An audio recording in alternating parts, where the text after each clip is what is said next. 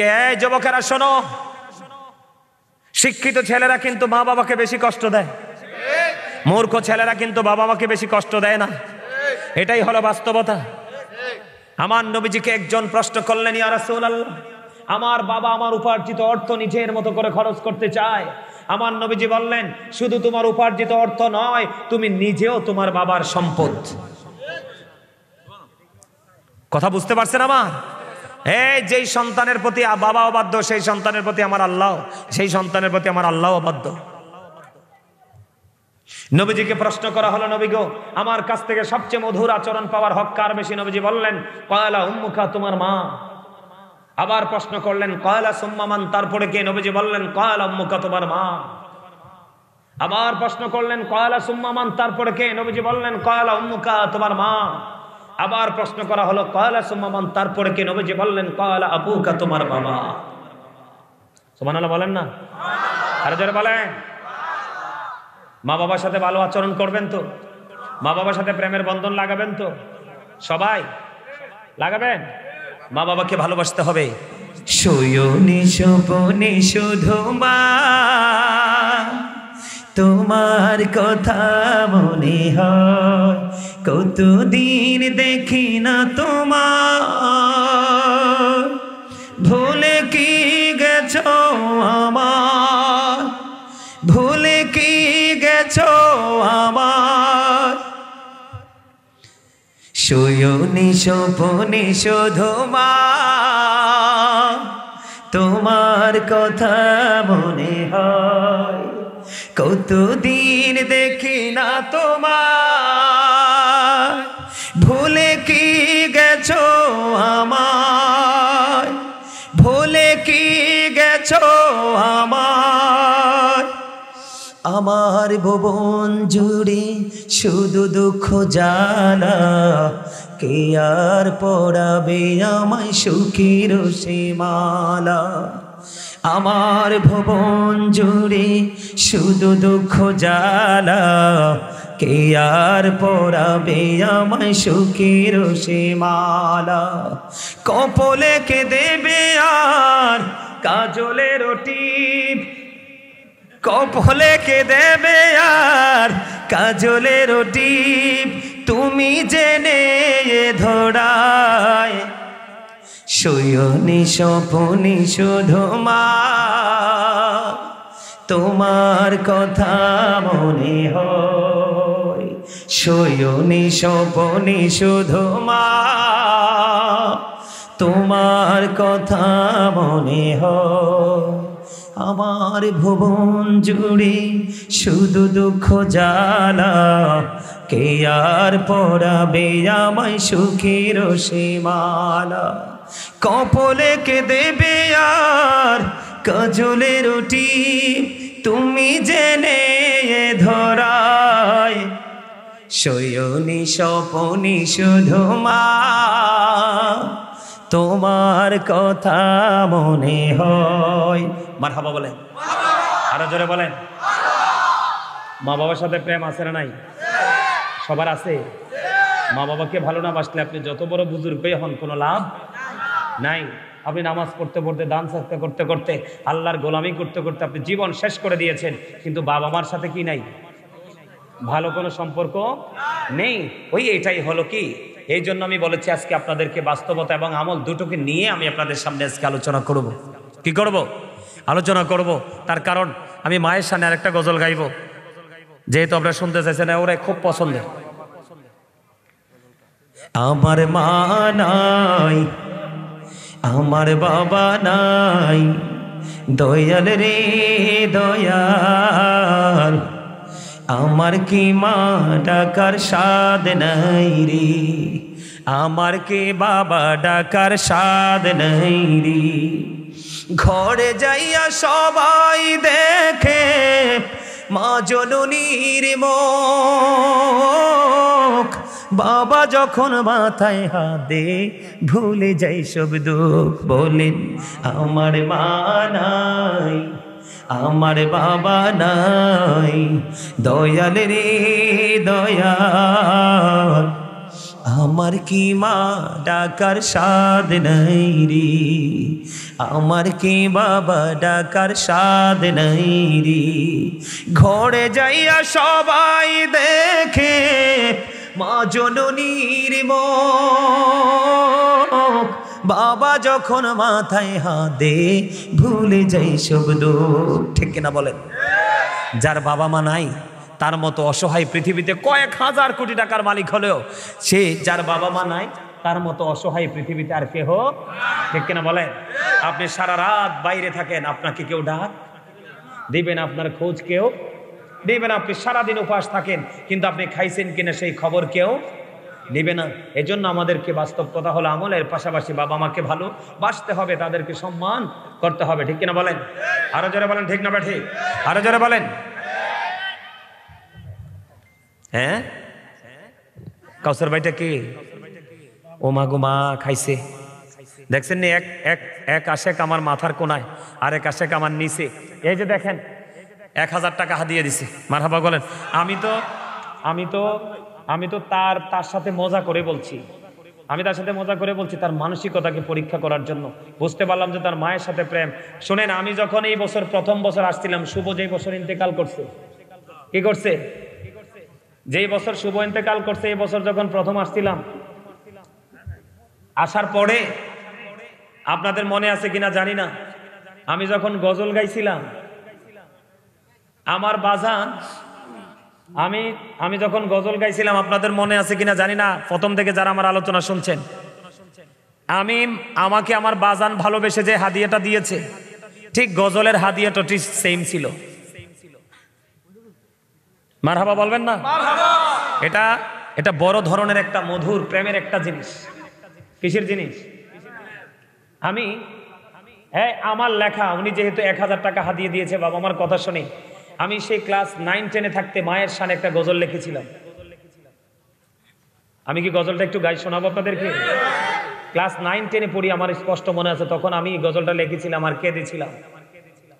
উনি যেহেতু ভালোবেসে মা বাবার প্রেমিক, শোনেন, ওনার এই হাদিয়া দেওয়া দেখা আমার ছোট ভাই সালাউদ্দিন, এই যে তাই মাথার উপরে দেখছেন না, ওটা যেটা আমার 2 বার 500 টাকা করে 1000 টাকা হাদিয়ে দিছে না, এই ছেলেটা একবারে সাধারণ ছিল। কি ছিল?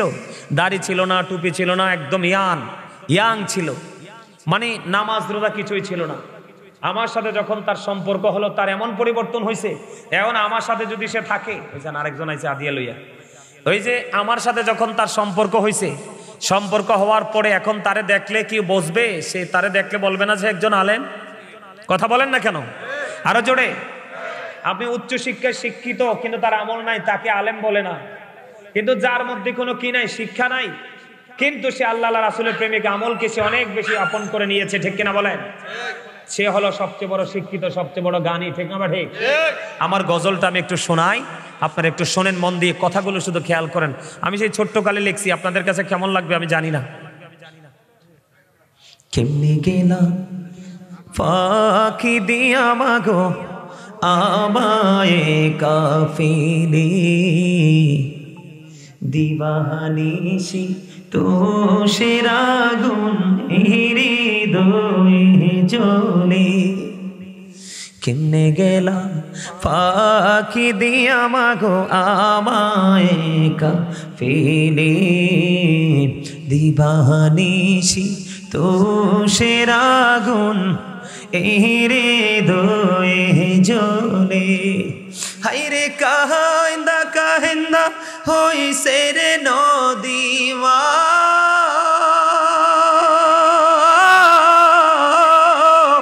হাইরে কাহিন্দা কাহিন্দা হইছে রে নদী, আমার নয়ন জলে। দিবানিশি তো সেরাগুন হৃদয়ে জ্বলে, বলেন দিবানিশি তো সেরাগুন জ্বলে।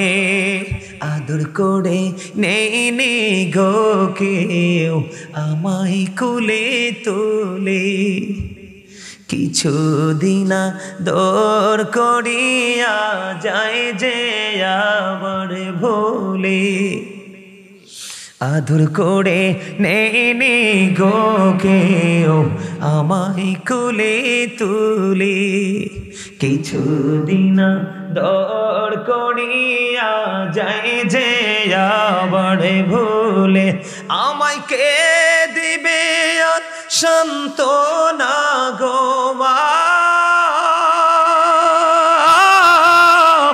আমায় কে দিবে আর সান্ত্বনা গো একটু আদর করে দিবানিশি তো সেরাগুন বলেন না জলে দিবানিশি তো সেরাগুন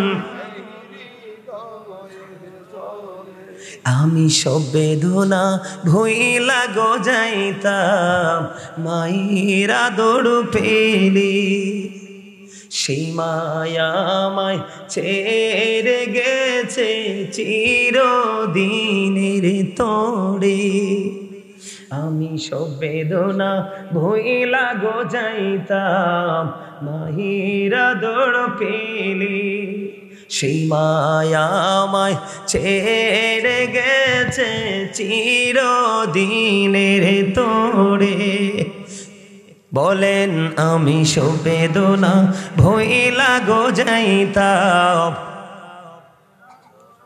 বলেন না ভাল লাগবে তো আমি সব বেদনা ভুইলা গো যাইতাম মায়ের আদর পেলে সেই মায়া আমায় ছেড়ে গেছে চিরদিনের তোরে আমায় নাম দৌড়িয়া ডাক দিয়া রে মা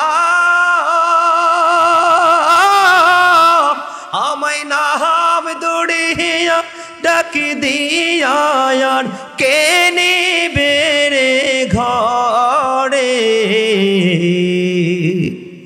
দিবানিশি তো সেরাগুন এই রে দোয়ে জলে মারহাবা গো নাম ধরে কেউ ডাক দেনি মা ছাড়া পৃথিবীতে কেউ আছে কথা বলেন আছে এই জন্য নবীজি বলেছেন হতভাগা সে হতভাগা সে হতভাগা সে রাসূলুল্লাহ নবী গো কে সেই হতভাগা নবীজি বললেন পিতামাতা দুজনকে পেয়েছে অথচ একজনকে পেয়েছে দুজনের একজনকে আদর করে ভালোবেসে যে জান্নাতি হতে পারলো না তার মতো হতভাগার কেউ হতে পারলো না ভুলে গেছেন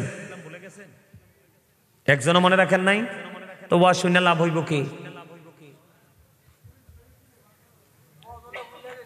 গজলে বলে গেছেন এটাই সত্য কথা একদম সত্য কথা তিনি বলছে ভুললে কিন্তু চলবে গজলকে গজলের মতো করে রাখতে হবে আলোচনাকে আলোচনার মতো করে রাখতে হবে নবীজি কি বলেছেন যে তুমি শুধু নামাজ পড়লে চলবে না তোমাকে কি করতে হবে অর্থ উপার্জন করতে হবে করতে হইলে আমাদের বাংলাদেশে কৃষকরা অনেকে শশা ক্ষেত করে না টমেটো করে না ভেন্ডি করে কিনা এমনি করে কেউ মাছের চাষ করে কেউ আপনার চিংড়ির ঘের কেউ মাছের ঘের এরকম করে এক একজনে অর্থনৈতিকভাবে স্বাবলম্বী হওয়ার জন্য একটার পর একটা অর্থ একে উপার্জন করার জন্য বিভিন্ন কাজে নিজেকে যুক্ত রেখেছে নবীজি বলেছেন সময় মতো মাঠেও ফসলের পানি দিতে হবে এটাকে সেচ দিতে হবে কীটনাশক প্রয়োগ করতে হবে এবং নামাজকে নামাজের মতো করে পড়তে হবে জোরে জোরে কোন সুবহানাল্লাহ আরো জোরে নামাজের সময় ফসল নিয়ে ভাবা যাবে না কৃষি কাজ করার সময় নামাজ দিয়ে ভাবা যাবে না যেটা করবেন সেটাকে মনোযোগ দিয়ে করতে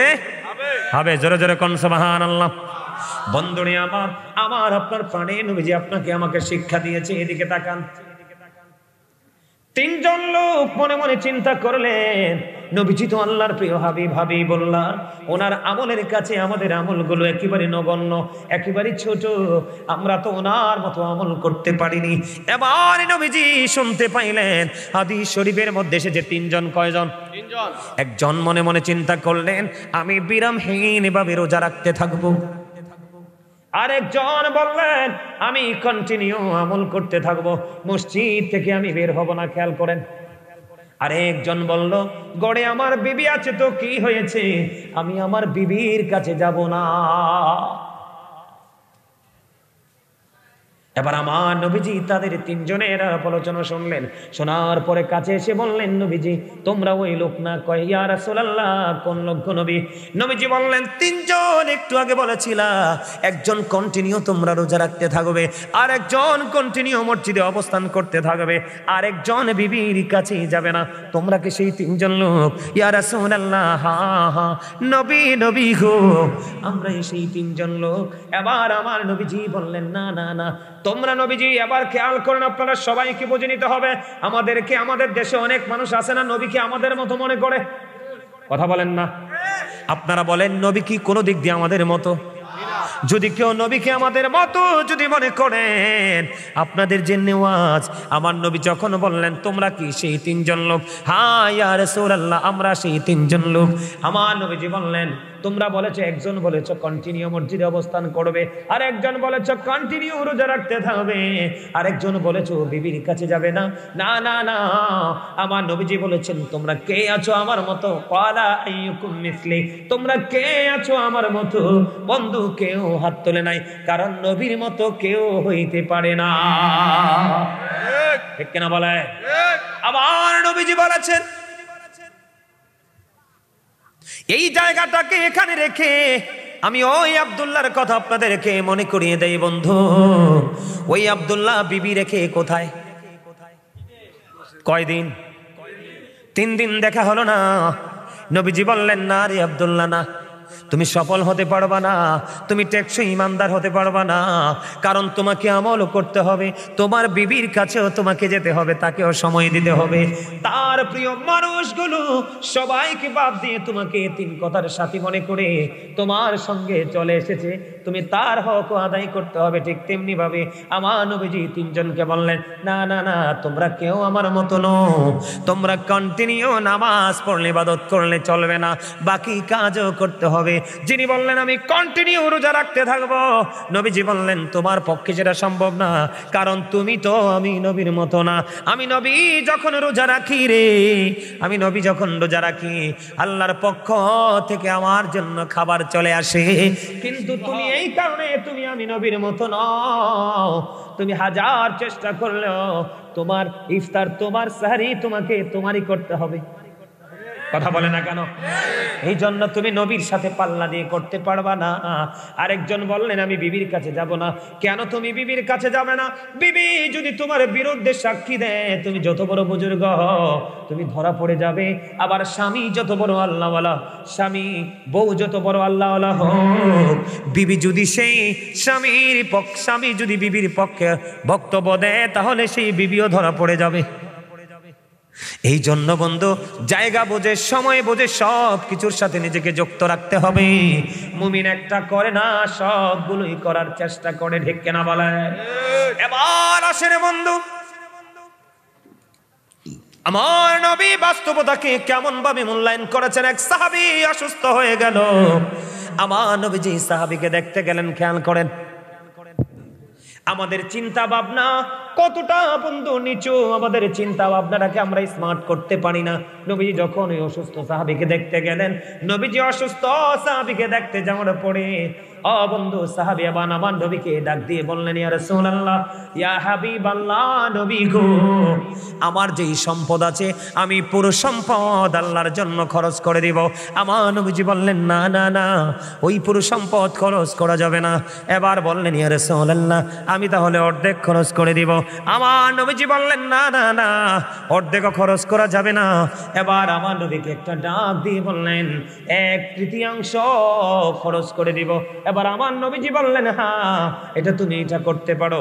এবার আপনাদের কাছে একটা প্রশ্ন জাগতে পারে, নবীজি সবটার যখন কথা বললেন নবীজি বললেন না, অর্ধেকটার কথা যখন বললেন নবীজি বললেন না। বন্ধু 3 ভাগের 1 ভাগের কথা বলাতে নবীজি বললেন হ্যাঁ। এটার কারণ কি?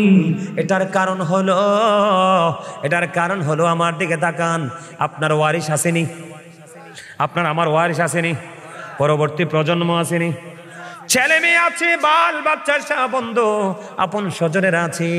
এই জন্য নবীজি বারবার বলেছেন, একবারে সবগুলো নবীজি বললেন না, অর্ধেক বললেন নবীজি বললেন না, 3 ভাগের 1 ভাগ বললেন নবীজি বললেন হ্যাঁ। তার কারণ হলো বন্ধু, আপনি যদি সব সম্পত্তি যদি আল্লাহর জন্য আল্লাহর পথে যদি খরচ করে ফেলেন, আপনার সন্তান হয়ে যাবে মিসকিন। বুঝে নেন বাস্তবতাকে আমার নবী কেমন ভাবে আপনাদের সামনে তুলে ধরেছে বন্ধু। আমার নবীজি বলে দিয়েছেন কি, আমার নবীজি বলেছেন তুমি যদি সবটা ব্যয় করে ফেলো, খরচ করে ফেলো, তোমার সন্তান হয়ে যাবে মিসকিন। অর্ধেকটা দান করার কথা বলাতে নবীজি বললেন না। কেন কেন নবীজি না করলেন? বন্ধুরে আমার, না করার কারণ হলো তুমি যদি অর্ধেক দান করে দাও তাহলে তোমার সন্তান হয়ে যাবে ফকির। খেয়াল করেন আমাদের ইসলাম ধর্ম কত সুন্দর, কত মধুর। আপনি সবটুকু দান করতে পারবেন না, অর্ধেকও দান করতে পারবেন না, কারণ আপনার ইন্তেকালের পরে আপনার সন্তান যেন ভিক্ষুকের মতো কারো কাছে হাত পাততে না হয়, কারো দুয়ারে দুয়ারে যেন ধর্ণা দিতে না হয়। এই জন্য নবীজি বলেছেন পুরোটাও করা যাবে না, অর্ধেকও করা যাবে না, 1/3 তুমি খরচ করো। জোরে জোরে বলুন না সুবহানাল্লাহ। শিক্ষাটা কি চমৎকার দেখছেন? তবে আজকে খেয়াল করেছি আপনাদের সামনে এই বিষয়গুলো নিয়ে আলোচনা করব। আপনাদের কাছে কি খারাপ লাগে নাকি ভালো লাগে? এগুলো জানার দরকার না? কথা বলেন না, জানার দরকার কি না? নবীজিকে যদি আপনি মহব্বত করতে পারেন আপনার জান্নাত নিশ্চিত। কি জন এক ব্যক্তি এসে প্রশ্ন করলেন, ইয়া রাসূলুল্লাহ, নবী গো কিয়ামত কখন হবে? নবীজি বললেন, তুমি কিয়ামতের দিনের জন্য কি প্রস্তুতি নিয়েছো? ইয়া রাসূলুল্লাহ, ইয়া হাবিবাল্লাহ, নবী গো কিয়ামতের দিনের জন্য কোনো প্রস্তুতি নিতে পারি নাই গো নবী, আমি আল্লাহ এবং আল্লাহর হাবিবকে ভালোবাসি। আমার নবীজি বললেন, তুমি যাকে ভালোবাসো তার সাথেই তুমি থাকবা। নবীজির প্রতি ভালোবাসাটা হতে হবে আমার অবর্ণনীয়। কি আরো জোরে বলেন? অসুস্থ বেশি না? অসুস্থতার কারণ কি আপনারা জানেন? জানেন? এদিকে তাকান। এই কথা বলেন না দয়া করে, যুবকদেরকে বলছি। আমাদের বাংলাদেশের মানুষ এখন গ্রাম শহর নাই, সব জায়গায় অসুস্থ, তবে শহরের মানুষ বেশি অসুস্থ। আপনি যদি সুস্থ থাকতে চান, আমার নবীজি কি বলেছে শোনেন। আমার নবীজি বলেছেন, তোমরা বেশি বেশি করে জমজমের পানি খাও। কি খাও? জমজমে পানি খাও। নাই তো আমি বলতেছি তো, নাই যেটা আমিও জানি, নবীজির কথা তো আমাকে বলতে হবে। কি খাও? জমজমের পানি খাও, জৈতুনের তেল খাও বা ইউজ করো, যেটাই করো করো। নবীজি বলেছেন তোমরা খেজুর খাও। কি খাও? কালিজিরা খাও, মধু খাও। সুবহানাল্লাহ বলবেন না? যেই ব্যক্তি সপ্তাহে বা মাসে আপনার 2, 3, 4 দিন আপনি যদি পান, 2-3 ফোঁটা করে মধু খেতে পারবে, একবার পিওর, যেটা এখন যেটা কৃত্রিম মধু, এটা না, ওই মধু যদি খেতে পারে তার শরীরে বড় কোনো রোগ বাসা বাঁধবে না। সুবহানাল্লাহ বলেন। বড় কোনো রোগ বাসা বাঁধবে না। এখন আমাদের জন্য কিন্তু কালো জিরাটা যদিও সবার জন্য পাওয়াটা ইজি, কিন্তু মধু কিন্তু পাওয়া সম্ভব। মধু পাওয়া সম্ভব? মধু পাওয়া সম্ভব না। খেজুরটাও সবার পক্ষে সম্ভব না। আপনার জমজমের পানিও সম্ভব না, জৈতুনের তেলও সম্ভব না। কিন্তু আমরা সুস্থ থাকতে হলে কি করতে হবে? আমরা সুস্থ হলে আমাদের মধ্যে যা আছে সেইগুলোকে নবীজির দেখানো পথ অনুযায়ী, সিস্টেম অনুযায়ী ভক্ষণ করতে হবে। প্রথমত, এই এখন বর্তমানে যেই দেশের নাম ইরান, এই দেশের নাম একটা সময় ছিল পারস্য। কি ছিল? পারস্য। এই পারস্য থেকে একজন চিকিৎসক আরবে আসলেন। আসার পরে 2 বছর ওই আরব দেশে সফর করলেন। 2 বছর সফর করার পরেও একজন ডক্টর, একজন চিকিৎসক ওই দেশে কোনো রুগী পেলেন না। কি করলেন না? কোনো রুগী পেলেন না। এই রুগী না পাওয়ার পরে তিনি 2 বছর পরে রাসূলের সাথে দেখা করলেন। আমার নবীজিকে প্রশ্ন করলেন যে আমি 2 বছর আপনার এই দেশে বিচরণ করেছি, কিন্তু একটা অসুস্থ রুগীও পাই নাই। কথা বোঝেন? কি পাই নাই? একটা অসুস্থ রুগীও পাই নাই। আপনার দেশের মানুষ সুস্থ থাকার কারণ কি, মানে কি? আমার নবীজি বলে দিয়েছেন, সুস্থ থাকার মানে হলো, সুস্থ থাকার কারণ হলো, আমার দেশের মানুষ অতিরিক্ত পেটে খিদা না লাগলে তারা খাবার খায় না, আবার খাবার যখন খাইতে বেশে তৃপ্তি আসার আগেই তারা খাবারটা ছেড়ে দেয়। এদিকে তাকান, তার মানে কি পেটটাকে 3 ভাগ করে, কয় ভাগ? 1 ভাগ খাবার দিয়ে ফিল আপ করো, আরেক ভাগ পানি দিয়ে ফিল আপ করো, আরেক ভাগ পুরো খাবার খালি রাখো। সুবহানাল্লাহ বলেন। এখন আমরা কি সেইভাবে খাই? এই রবিরা রাসূল আরো বলেছেন, তোমরা গরুর গোশত খাবে কম, দুধ খাবে বেশি। কারণ যত মেডিসিন ইউজ করা হয়, কি করা হয়? যত মেডিসিন ইউজ করা হয় গরুর বডিতে সবকিছু থাকে গোশতের মধ্যে। কিসের মধ্যে? তোমরা দুধ বেশি বেশি করে খাও, কারণ দুধ আসে শাক সবজি ঘাস থেকে। কথা কি বুঝতে পারছেন আমার? সম্মানিত উপস্থিতি, আপনাদেরকে বিনীতভাবে অনুরোধ করব, এই খাবারের দিকটা একটু খেয়াল করবেন, চিন্তা করবেন, আর সবাই হারাম খাবার থেকে বেঁচে থাকবেন। 5 ওয়াক্ত নামাজ পড়বেন, হালাল পথে রোজগার করবেন, যেই পথে চললে আল্লাহ রাসূল খুশি সেই পথে চলার চেষ্টা করবেন। বলে হুজুর সেই পথে চলবো কিভাবে? হক্কানি আলেমদের সাথে যুক্ত হয়ে সেই পথে চলার যে টেকনিক শিক্ষাটা আপনি অর্জন করবেন। আল্লাহ আমাদের সবাইকে সেই পথে চলার তৌফিক দান করুক। সকলে বলেন আমিন। আরো জোরে বলুন আমিন। আর একটু মহব্বতে বলুন আমিন। এই সোহাগ কাতারবদ্ধ হইতে হবে না? তোমরা একটু কাজ করো, আপনারা যারা আছেন সামনে থেকে, যারা আছেন সবাই নিজ নিজ দায়িত্বে একটু কাতারবদ্ধ হয়ে যান, নিজ নিজ দায়িত্বে কাতারবদ্ধ হয়ে যান। তারা তাবারুকের ব্যবস্থা করেছে, তো আপনাদেরকে তাবারুক দিবে। আপনারা যদি এই উপরে নিচে সমান করে তোমরা বসো, কথা বলবেন না, কথা বলবেন না, কথা বলবেন না, দয়া করে কথা বলবেন না। ইয়া রাসূলুল্লাহ ইয়া হাবিবাল্লাহ ইয়া রাসূলুল্লাহ লা ইয়া রাসূলুল্লাহ লা আমার মতের নিদান কালে আসিও নবী গো আমার শিওরে, দেখিব আপনাকে আপন নজরে। ইয়া রাসূলুল্লাহ ইয়া হাবিবাল্লাহ ইয়া রাসূলুল্লাহ।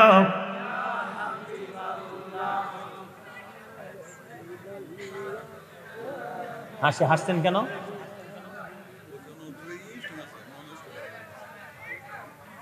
আমি কি বুড়ো যেটা?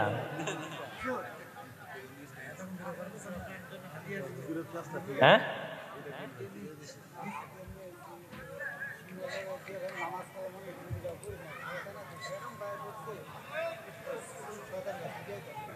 ঠিক আছে। এই শোনেন, আমার কাছে একটা পাগল আইছে, আল্লাহ আল্লাহ রাসূলের পাগল। কিসের পাগল? কথা কয় না। আমি ওয়াজ উঠলে 3 ঘন্টা 3.5 ঘন্টা নিচে নামি না, তো 3টা 4টা বিষয় 4টা 5টা বিষয়ের উপর আলোচনা করি। কারণ দেশ তো ধ্বংস হয়ে যেতেছে, এটা আপনারা বুঝেননি কিছু। সমাজ ধ্বংস হয়ে যাচ্ছে, বিশেষ করে এই যে দেখছেন, এই যে আইসে, তার চেহারাটা কত সুন্দর, কালো হইলে কি হয়েছে, কিন্তু তার টুপিটা হইলে আরো সুন্দর হইতো না? কিন্তু টুপিটা যে ফরন লাগবো, এটা যে চা দোকান না, এটা যে বাজার না, এটাইতেই বুঝে না। হ্যাঁ, এদিকে দেখান, এই পাগলটা আইসে দোয়া করার জন্য, সে যেন 5 ওয়াক্ত নামাজ সঠিকভাবে পড়তে পারে, এই জন্য আমি দোয়া করতাম। সে আমার কাছে আসতে দোয়া চাওয়ার জন্য। যাও ভাই বসো, আমার দিকে তাকান। এই নামাজটা আমি বলতে পারি নাই। একটা ছোট্ট হাদিস বলি, এটা কি শীতের দিন না?